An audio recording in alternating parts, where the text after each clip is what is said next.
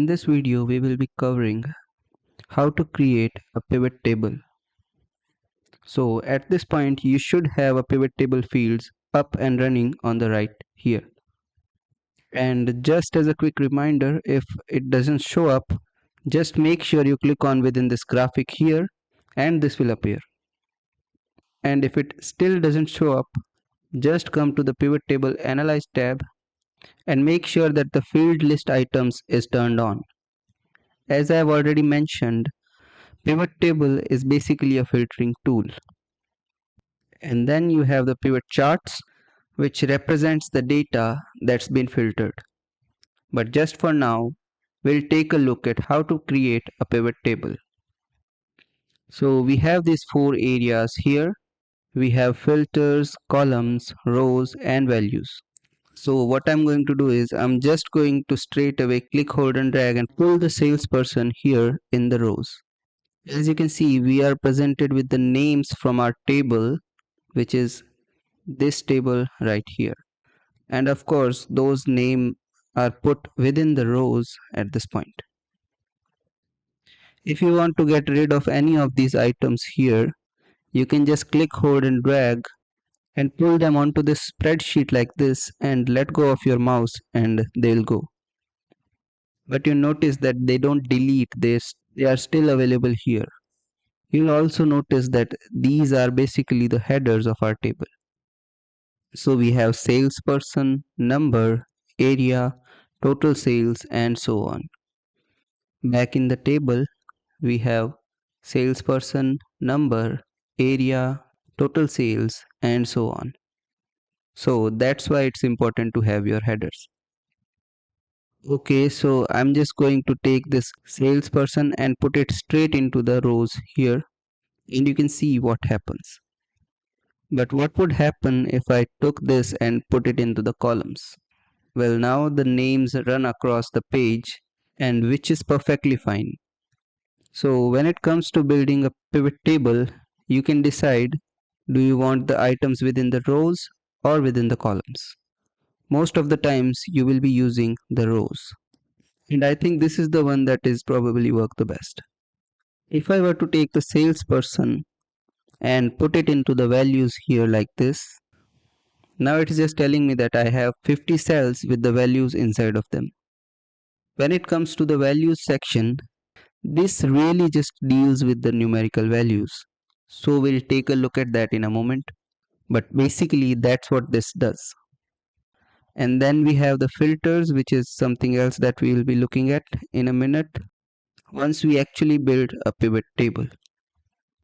But what I'm going to do is I'm just going to take this salesperson from here and put it back to the rows. Like I said, the values just take care of numerical values. So what I'm going to do is I'm just going to scroll down in this list here and place the net profit into the values. And if I do this, then you can see that we are presented with a net profit for each of these individuals.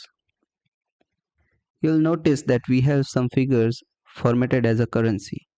But if these figures are not formatted as currency, then I'll show you how to do that. So first of all, you need to select a cell within the column, right click on that and click on this view field settings, and here you can just click on number format, and here in this you can change the format to currency. For now our currency is set at dollars, so I'll just click OK, and I don't want to change it, so I'll just cancel it. But if you want to change the currency format, then you can just use that. So the reason why you want to do it that way, if you were to select some figures like this, right click and come to format cells and then go through the formalities of changing it into a currency this way, then click OK. It would just format these cells here which were selected into a currency. But with a pivot table, data changes in size, as you will see later on when we start to filter through it. So realistically, we want this whole column to basically be the currency that we want. So that's why you do it that way. Alright, so our pivot table is looking pretty good. we have a breakdown of how much net profit is being generated by each of these salespersons. But let's break down the data just a little bit more. So I'll select the pivot table to bring back the pivot table fields, and within the field list items here, I'm just going to bring in the area and put this below the salesperson. Now we can see where each of these salespersons works. And if I were to do this, take the area and put it above the salesperson. This now plays a more dominant role. And now we just have a list of salespersons and where they work in terms of region. So we have these 4 different areas here, but you can also choose where you want to put the item. So it can be below other items or above, and as you can see, depending on where the item goes, pivot table actually changes. So you have that functionality available to you as well. So let's add some more items to our pivot table. I'm going to get the table sold and put it into the values area here, and I'll get some other furnitures like this chair sold and put it into the values as well, and then the cabinet sold, and then the TV stand sold. And you can see how we are presented with the data here. Like I said, it's just a big filtering tool, and basically we are just filtering through our data and finding the information that we want. Before we go any further, there's something that you should know. If somebody comes to you and say that you are in charge of this table that has a pivot table like this, let's say this person Michael Wilkins come to you and say that there's actually been a mistake. He says that I sold 106 tables and not 6. And you can say, okay, no problem, I'll just change this figure 106 and press enter. And that's done. So if this happens, just know that your pivot table will not update automatically. You do have to refresh it manually. So just make sure that your pivot table is selected. Click on pivot table analyze. Then come to this refresh drop down here, and then click on this refresh. Now if we scroll through this list here, we will see that the data has been changed. Now let's say he come back to you and say he's like, I have actually sold 60 tables only. I mistaken it as 106. So we'll just have to come back to this table and change it to 60, press enter, and then we have to come back to our pivot table. Click on pivot table analyze and click on refresh. And you can see that the data has changed. So now let's take a look at this filters area here. What I want to do is take this area from here and put it into the filters. And we are presented with the area filter up here. So I'll just click on this drop down here. Here you can see that we have this select multiple items, and if you want to select more than one items, then you can just check in this box. And what I would like to do is I would like to check everyone working in the west and south. So I'll just uncheck this east and north, and I'll click OK. And you can see that I'm presented with that data. So let's just go for west. So I'll have to uncheck this south and click OK. Now I have people just working in the west. Let's take this one step further and find out who the top earners are within the west.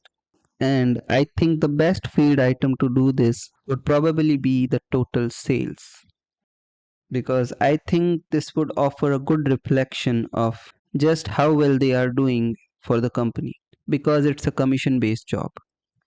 So I have put it into the filters here. I'll come to the filter drop downs, and once again make sure that select multiple items is checked on, and you can just uncheck all these items by clicking here. Now scroll down to the bottom of the list and you can select as many items as you want, but I'm just going to go for 10. So I'll just select here 1, 2, 3, 4, 5, 6, 7, 8, 9 and 10. And now I'll click OK. So now we can see that how well the people are doing in the West. And I can see that it's just one person. But let's go through the area filter and just see how well the other areas are doing with the total sales filter also applied. So I'll just come to this area filter here and I'll click on this drop down. Now I'll check on south and uncheck this west and I'll click OK. Okay, so we have 3 top earners here. So now let's go for north. We have 3 here. And now let's go for east. We have 3 here as well. So straight away I know that the people working in west are not doing well. Like I said, it's basically just one big filtering tool. So one thing about the filters is they basically are the slicers. And I don't know if you have heard about the slicers before, but basically if you come to this pivot table analyze tab and then just click on this insert slicer and then choose the slicer you want. So I'm just going to go for the area slicer and I'll click OK. You can see that they're both working together.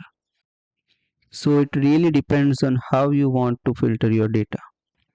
I would say they are just a little bit more easy to use. So if I want to quickly check the north, I'll just click on this. You can see the data changing. And now if I want to know about the south, I'll just click on this. And the west, I'll just click on this.